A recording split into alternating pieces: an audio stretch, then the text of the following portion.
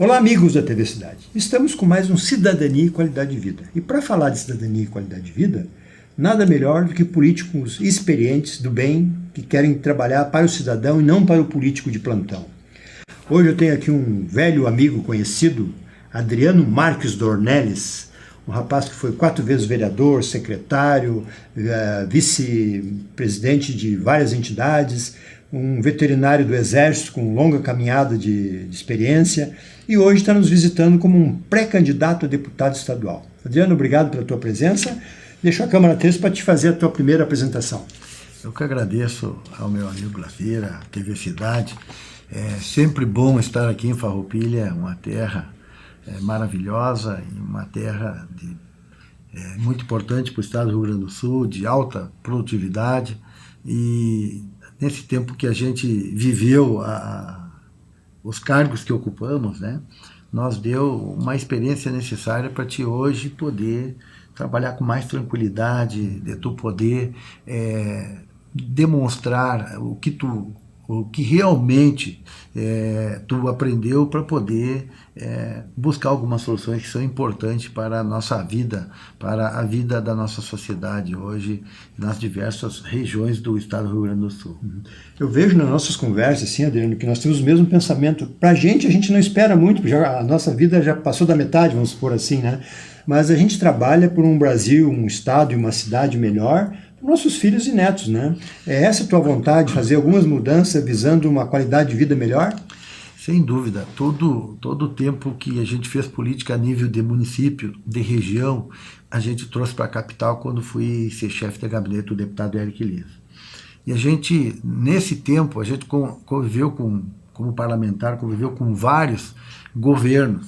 E neste governo que a gente participou junto como chefe de gabinete, a gente pôde botar em prática algumas ações que são importantes na vida do cidadão. Coisa simples. As pessoas precisam ser tratadas com carinho, as pessoas precisam ser respeitadas, recebidas, ouvidas. E nós fizemos isso no gabinete e transformamos aquelas suas ideias e seus anseios na busca de soluções. A gente buscou fazer um trabalho de solução e transformando muitas vezes as vidas das pessoas, transformando muitas vezes algumas regiões dos nossos municípios. E isso, cada vez mais, nos dá a condição de saber que a gente tem a condição, sim, de poder fazer muito mais. Basta que, através do diálogo, através de uma construção e de um assessoramento de pessoas que são capacitadas nos diversos assuntos e nas diversas demandas, né, que a gente consiga buscar essas soluções que realmente vai trazer um equilíbrio nas nossas vidas, porque as pessoas hoje estão num momento depressivo depois de uma pandemia. As pessoas perderam a alegria de viver, as pessoas perderam a noção do tempo, né? E hoje as pessoas precisam ser cada vez mais como ser humano valorizados. E essas soluções passam pelo ente público, passa pelo Estado, passa pelo diálogo de ideias para que se busque a solução mais justa, a que seja mais justa no momento, para que as pessoas tenham vida digna. O acolhimento, que nem tu bem falou ali, é o que o cidadão mais precisa, né? Porque eu vejo assim, nas conversas que a gente tem com o cidadão, ele tem um lugar lá que precisa de uma ponte, mas é raro o cidadão pedir, eu quero uma ponte, eu quero eles querem umas coisas básicas, né? E isso que tu comentou ali é bem o sentimento que a gente tem hoje. Se tu não acolher o cidadão, se tu não dá tu só paga imposto, né? Pra gente que foi municipalista, a gente é municipalista e traz no sangue a questão do parlamento, né? Coisa triste, deve ter acontecido na tua vida. Tu ia lá na Assembleia, por exemplo, tu tomava um chá de banco, ia numa secretaria, tomava um chá de banco, tu ligava para buscar uma solução, ninguém te orientava para nada, te jogavam ali, né? Uma burocracia monstruosa e uma má vontade funcional extrema.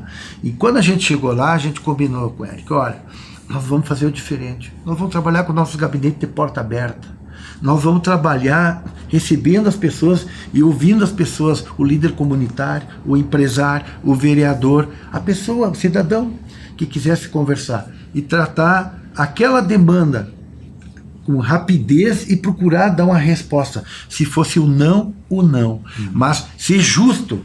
E isso a gente fez. Dá retorno. Por isso a gente conseguiu hoje chegar em diversos municípios do estado do Rio Grande do Sul e ter parceria. Me fala de mais de 170? Mais de 170 municípios. Hoje nós temos parceiros. Gente que cuida da gente. Gente que tem prazer que a gente chegue no município e nós recebe com o mesmo sorriso, com a mesma tranquilidade, como diz o gaúcho, né? Aqui tem cara alegre e água fresca, né? Então isso daí é uma coisa importante hoje e que as pessoas não recebem na capital. Né? Muitas pessoas não recebem na capital. Uma dificuldade para te falar, uma assessoria que muitas vezes não te atende no teu telefonema, não te dá um retorno depois. E a gente procura quebrar esse paradigma, porque a gente foi tratado muitas vezes dessa maneira. E nós temos certeza que isso deu certo, porque hoje as pessoas nos dizem: vocês são parceiros das horas boas e das horas ruins. Quando teve as eleições municipais, a gente procurou visitar todas aquelas pessoas que nós visitaram ou que nós pediram. Né? Olha, eu preciso do teu apoio, eu preciso da tua imagem, de tu estar aqui comigo, tu dizer algumas palavras que são importantes para a minha comunidade. E nós estivemos antes, estivemos junto no momento e depois voltamos, começando para aquelas pessoas que foram derrotadas. Por quê? Todo mundo tem esse momento. Quem já não perdeu alguma coisa? A gente já perdemos eleições, por exemplo. Não se ganha assim. Então a gente buscou, através desse trabalho, né, demonstrar e mostrar o que nós somos, sem maquiagem. Sem a maquiagem da internet, sem a maquiagem da proteção, para que as pessoas não te conheçam realmente, sendo essa uma pessoa normal. Fazer o feijão com arroz, fazer um mandato sem maquiagem, foi que o Eric vem fazendo até esse momento, e que a gente se propôs a isso como assessoria, e nós construímos nos nossos assessores, todos que têm essa mesma concepção de um parlamentar que realmente é um parlamentar, que é uma pessoa normal e comum, como todos nós somos perante o mundo, né? Porque muitas vezes as pessoas chegam lá e infelizmente trocam a sua condição natural, sobe para a cabeça, se acham diferente, se acham muito inteligente, se acham superiores, e o mundo nos provou através da pandemia que ninguém é superior a ninguém e que todo mundo é igual, e o que pode acontecer para um pode acontecer para outro, independente da condição financeira e da condição social. Independente do país, né? Mesmo no primeiro mundo sofreram muito. Né? A tua caminhada com o Eric é de 4 anos? Sim, nós já vai para 4 anos que a gente começou junto quando ele foi. Eu fui ser chefe de gabinete da bancada, né? De líder, ele era o líder, né? Agora sou chefe de gabinete dele, mas ele como líder, eu fui sempre chefe de gabinete dele, porque ele foi o líder partidário enquanto existiu o partido. Tu sempre teve bons parceiros, né? Inclusive o Onyx, trabalhou bastante tempo com o Onyx. Fui assessor 4 anos com o Onyx. 4 anos também do Onyx. Do Onyx, fui assessor, tive a oportunidade de assessorar o deputado hoje federal, na época estadual Pedro Westphalen, tive outras oportunidades de grandes parcerias, como Francisco Sérgio Turra, e assim alguns outros. Não trabalhei com ele, mas sempre que precisei, foi uma pessoa que eu precisei pedir orientação. Está indo federal agora também? Ele está indo o filho, né? Eu trabalhei com trabalhou com o pai? Com o pai. Eu tive o prazer de poder contar com o pai, de fazer eventos na minha cidade, né, Rosário do Sul, com o pai, levar ele lá para orientar as pessoas quando ele estava na Fiergs, quando ele foi ministro, quando foi deputado. Você é um homem de grande prestígio internacional, inclusive. Então isso tudo, né, a gente aprendeu. É um aprendizado bom, né? Essas pessoas a gente conseguiu conviver, né? E trouxe para a gente uma experiência um pouco diferenciada de como agir perante alguns acontecimentos, né? Tem horas que tu precisa ser um pouco mais enfático, tem horas que tu tem que dar uma recuada, tem horas que tu buscar o diálogo, mas muitas vezes tu tem que bater na mesa, porque às vezes tem pessoas que te respeitam pelas tuas... Elas te respeitam pelas tuas atitudes, mas as pessoas precisam ter noção que tu tá nas mesmas condições de ação do que ele. Tem que ser que nem bandido, né? Sim. Se ele sabe que tu não tá armado, né, ele avança em ti, mas se ele sabe que tu é armado, ele não te olha. Então isso é o que mesmo que está acontecendo na questão do desarmamento do cidadão. Nós ganhamos, nós tivemos o direito de poder portar a arma, de ter a arma, e nós tiraram esse direito. Né? E por quê? Tu estando totalmente, essa população inteira desse país estando totalmente desarmado, qualquer bandido entrava na tua casa, invadia a tua propriedade, invadia teu comércio, atentava contra a tua família, e isso é um direito natural da vida, de tu defender a tua família, de tu defender as tuas coisas e tu te defender. E a arma, infelizmente, é a forma hoje que tu tem de estar no mesmo nível de reação, né, para essa vagabundagem. Né? E aí prosperou muito, né? Prosperou porque foi defendido, né? Eles defenderam, né? Claro. O ex-presidente defendia, o Lula defendia, defende ainda hoje, e defende hoje, né? Ele prefere, os direitos humanos são para bandidos. Sim. O cidadão de bem, que é o trabalhador, o que realmente trabalha, né? Não é o que vive sugando o trabalhador. Sim. O que realmente trabalha, né? Ele precisa ter essa condição de defesa, porque muitas vezes, mesmo no teu direito, não te dava o direito, julgava o direito do alheio, do que invadia, do que tomava, do parasita. Sim. Então, isso aconteceu. Então, isso nos dá uma condição de defesa do direito do porte, do direito do clube de tiro, onde lá tu vai aprender, fazer o manuseio e saber te defender. E aí eles vão saber que eles não podem avançar do que é teu e que eles têm que te respeitar. Então, aquela casa pode ter aqueles reação. Direitos violados, felizmente, através de decreto, o presidente Bolsonaro, hoje, nós cacifou de novo, e nós hoje estamos cada vez mais tentando nos preparar para que eles temam de tomar atitudes que foi tomado na própria Venezuela. Né? É isso aí. Então, dessa forma, infelizmente. Então, às vezes, tu precisa, muitas vezes, agir de outra forma, que não é o que tu queria. Mas, infelizmente, o ser humano, às vezes, ele passa do limite e nos dá essa condição e essa necessidade de agir de forma diferente com o teu dia a dia, com o teu normal. Tu, por ser DEM e agora PL, né, Partido Liberal, tu sempre foi um liberal, né? E tu viu o que aconteceu recentemente na Bolívia, um país que renasceu da cinza. O próprio Onyx, numa visita que ele fez aqui comigo, ele disse que ele visitou lá as favelas e tudo, e lá era institucionalizado, né, a criminalidade, e recuou. Agora ganha um rapaz lá que era ultra mega esquerda, e alguns falam narcotraficante. A primeira ação dele é soltar os presos. É para ver a esquerda, né? O que acontece e para o nosso povo temer o que pode acontecer no Brasil. É isso aí. Né? Nós estamos indo para um caminho que, hoje, da forma que está, se as pessoas acreditarem em balela, em vigarice, em mentiras que hoje, principalmente alguns órgãos de imprensa, se especializaram em fazer no Brasil. Por interesses, né? Por interesse próprio, por questões financeiras, né? Momentâneas, né? Defendiam no passado uma coisa, conforme foi trocando de lado os governos, foram se adaptando, né? Pelos interesses financeiros apenas. Então, nós, por essa crença, nós podemos transformar o nosso país, quem sabe, nisso daí. E a gente que pensa que tem filho, né? Que eu não tenho neto, mas quero ter neto, né? E a gente pensa naquela construção, na proteção dos valores. Então eu sou um liberal conservador, né? Sou conservador né? E sou um defensor das virtudes conservadoras, né? E liberal na economia, porque nós precisamos cada vez mais tirar esse peso do Estado de dominar a economia de uma forma, tem que privatizar onde o Estado não tem que agir.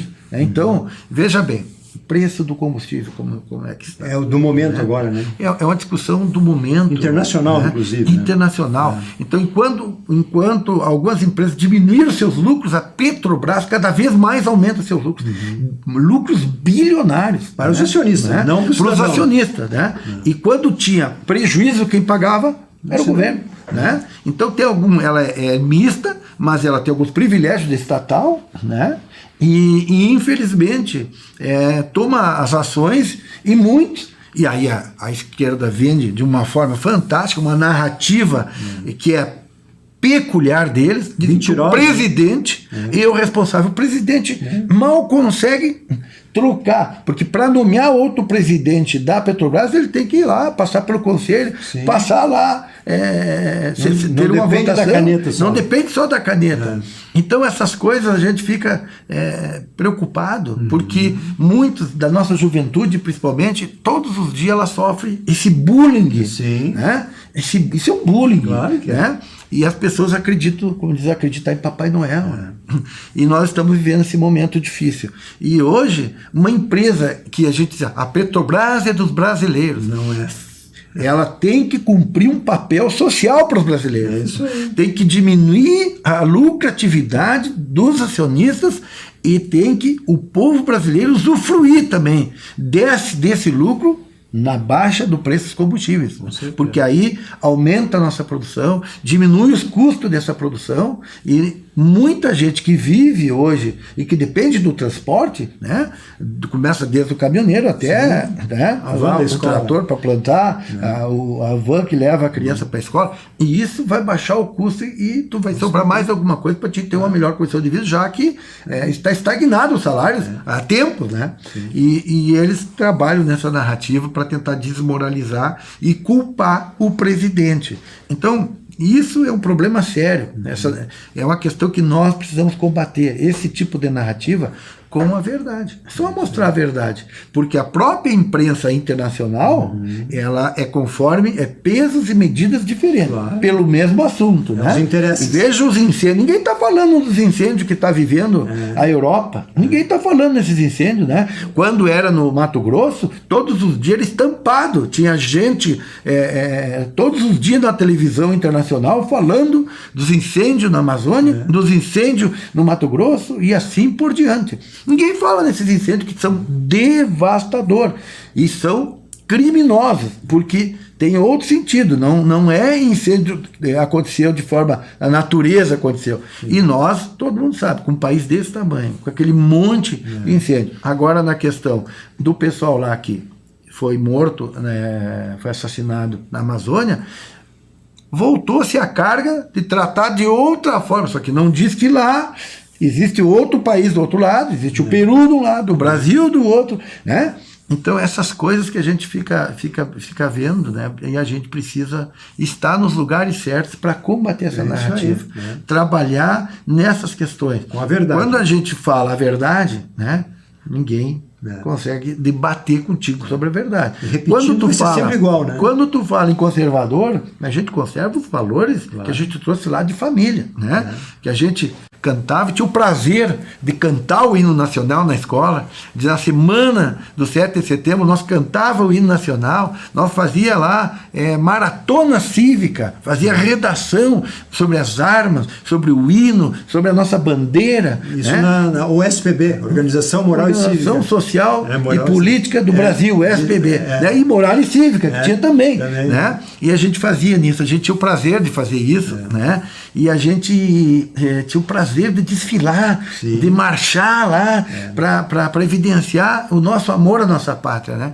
Isso se perdeu, e hoje nós estamos retomando, mas através dessas ideias conservadoras e de defesa da nossa família. Até o Lula está usando a bandeira do Brasil agora. Não, agora, sim, agora querem, né? Isso é que nem melancia, né? São verde por fora, mas vermelho por dentro. Exatamente. Né? Outra vergonha foi o hino nacional, o hino rio-grandense, quando teve o Lula aqui, né?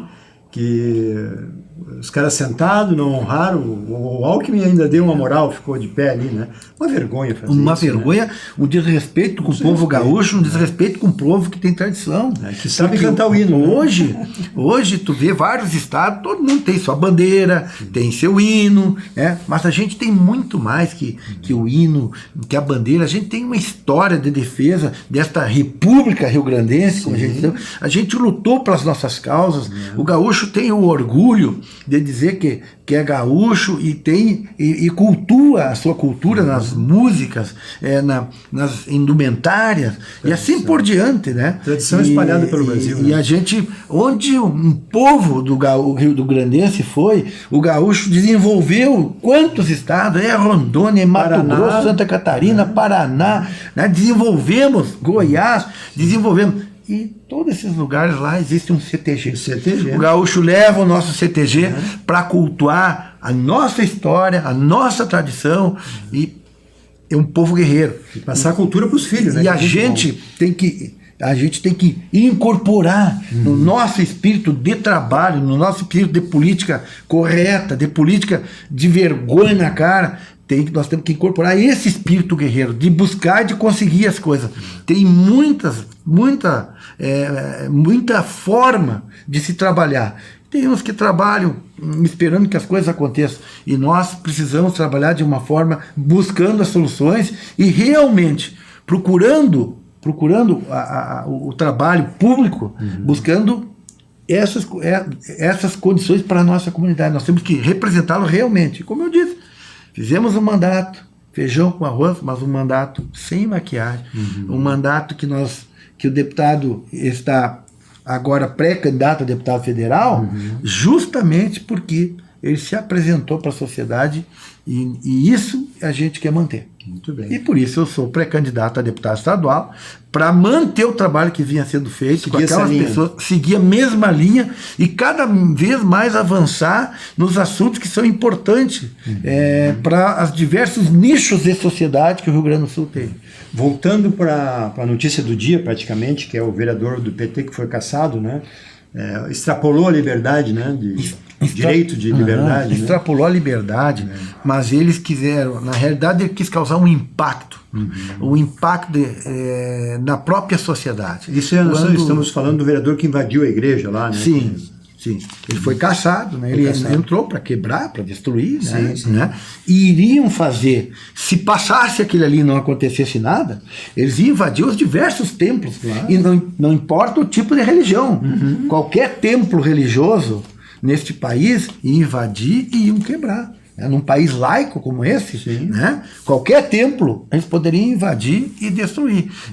E aí houve essa punição severa e os próprios pares o puniram dessa forma, com a cassação, mas isso é uma quebra de paradigma, né? Se ele consegue, ele causou um impacto na sociedade. Tentou. Né? Invadiram e mexeram com a tua espiritualidade. Né? Porque eles já invadiram propriedade. Agora botaram fogo na Bayer lá, né? Uma vez aqui no Rio Grande do Sul, terminaram com umas pesquisas fantásticas que empresas iam fazendo, né? E não deu nada, né? Não aconteceu nada. Então, só que aquilo não gerou o impacto que gerou. Então isso aí é para romper e para mostrar que as liberdades têm limite, como nós temos hoje. Claro. Liberdade de expressão está limitada por alguém que não tem esse fundamento, essa função, quer dizer, limitado para falar de certas pessoas, certos elementos. Para outros pode falar tudo. Né? Eu fiz um meme até de um deputado do PT do Rio Grande do Sul, né, que diz que era uma afronta à democracia falar do STF. E a própria repórter perguntou assim, mas se isso aí é uma quebra, uma afronta à democracia, quando fala do chefe do Poder Executivo, mas aí é diferente. Então, pesos e medidas diferentes. A narrativa deles é essa. Vagabundo para eles é trabalhador. Existem os trabalhadores? Existe, mas muito vagabundo que é parasita, que é o do nosso trabalho, do trabalho das pessoas que são o dia a dia. Aqui, em Farroupilha, é um povo muito trabalhador, um povo que produz muito. A gente vê, demora 4, 5 meses para voltar a Farroupilha, a gente vê a evolução da cidade, né, do povo. Muitas vezes, as ideias dos administradores não acompanham a capacidade do seu povo de trabalhar. Pela burocracia. E a gente vê isso aqui. Então, para eles é muito simples, né? Achar bonito uma pessoa quebrar, entrar numa igreja, num templo religioso e fazer um quebra-quebra. E muitos aplaudiram. E a questão do hino da mesma forma. Aqueles que não levantaram, inclusive, que se dizem gaúchos, se dizem nativistas, se dizem lá da fronteira e que defendem as nossas tradições, ficar naquele momento, para mim, perdeu todo o respeito que eu tinha. Ele não precisava disso. Né? Perdeu todo o respeito que eu tinha por ele. De 80 anos, né? Pobre do Alegrete, né? Que formou um elemento desses que, primeiro, teve uma história e depois, no final da sua história, rasga o hino rio-grandense. Não teve coragem de se retirar. Não teve a coragem de se retirar daquele ambiente, porque realmente o cara que canta a nossa música não pode aceitar esse tipo de coisa. Tinha que sair, né? No mínimo. Com relação ao agronegócio, que a gente sabe que o Brasil é líder de tudo, praticamente soja, milho, né? Ferro, um monte de coisas aí, né? Mas mais no agronegócio, como é que tu sente nessas tuas regiões aí, isso aí? A gente vê o agronegócio hoje é uma coisa impressionante. Nós vemos uma região lá na fronteira que o agronegócio é a mola mestre principal, né? E a gente vem para a indústria metal mecânica e a calçadista em Novo Hamburgo, e metal mecânica também ali tem bastante, não me toca, essa região toda, né, que produz a Stara, a Jan, e depois tu vai vindo em direção à Serra e a própria aqui. Você vai até Serafina, onde tem Passo Fundo, né? E tu fica vendo como a empresa metal mecânica cresceu. Tanto que onde a gente chega, as pessoas não precisam de gente qualificada. Então hoje é preciso urgentemente investir, né, em qualificação de pessoas para trabalhar nessa área. Mas tem 4, 5 computadores, né? Quase que todas. E isso tudo é produzido por causa da mola mestra que é o agronegócio. Vimos muitas empresas que já não têm mais o que entregar, né, que já tem uma produção há meses para entregar para frente, né, o agronegócio impulsionou de uma forma este país fantasticamente. Então a gente que é ligado ao agronegócio, eu sou médico veterinário, então a gente conhece, vê hoje o que evoluiu a nossa carne, o que de gado, de frango, de porco e ave, né? Então tudo isso foi uma evolução, e isso está levando o nosso país a ser o celeiro do mundo, né? Hoje nós temos a proteína, nós temos o que o mundo precisa, né? Os árabes têm o petróleo, né? A Venezuela tem o petróleo, mas não tem a proteína, que é o que nós mantém vivos, né? E o Rio Grande do Sul é um dos principais estados produtores deste país, né? E isso cresce todos os negócios. Então, por isso que eu digo, quando a gente está lá naquele parlamento, que o Eric teve essa oportunidade, né, estadual, muitas vezes o deputado da região tal, mas às vezes, como por exemplo o ICMS, né, quando tu aumentou o ICMS, tu mexeu com a vida de todas as regiões, mexeu com a vida de todo cidadão, né? E aqueles que votaram para lá subir o ICMS, aumentou o ICMS, e infelizmente cometeram um grande erro. E aí não tem de região, né? Mexe com todo mundo. Então nós queremos estar lá, evidentemente, para fazer com que essas questões sejam justas. A melhor, nós precisamos aumentar a produção. Quando tu diminui o imposto, tu dá mais condições para as empresas fazerem investimento e aumentar a produção e gerar mais empregos. Né? A riqueza está aí, né? E a riqueza está aí. E nós precisamos qualificar. E o agronegócio é a bola mestra. Impulsionou toda a indústria metal mecânica, toda a indústria, né, veículo, tudo, né? Toda ela, porque a produção ela se valorizou, os royalties se valorizaram. A soja hoje tem um valor imenso, né?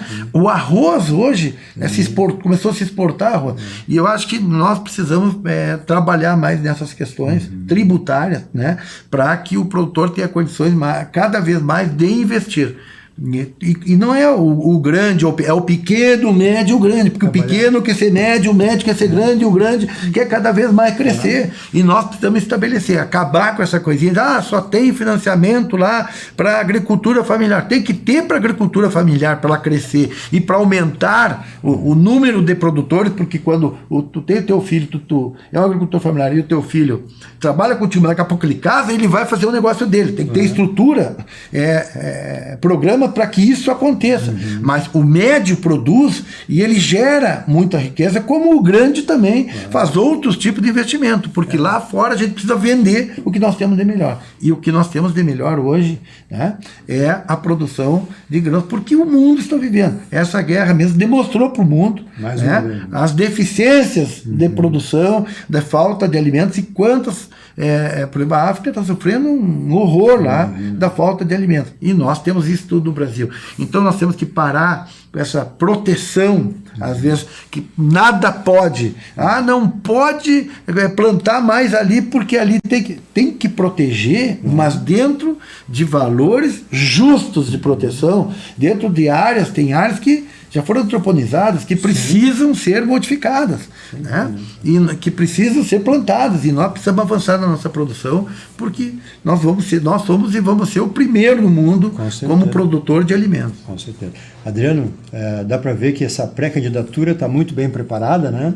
E te deixo com, por enquanto, a despedida final. Mas a casa está à disposição. Eu sempre tive aqui essa casa como minha casa, porque já vim várias vezes aqui, né, para a gente acompanhar o deputado, e quero te agradecer sempre a parceria, a amizade, a TV Cidade, que sempre teve à disposição, e Farroupilha pode ter certeza que essa terra aqui, essa região, é uma região prioritária para o nosso trabalho, meu e do Eri.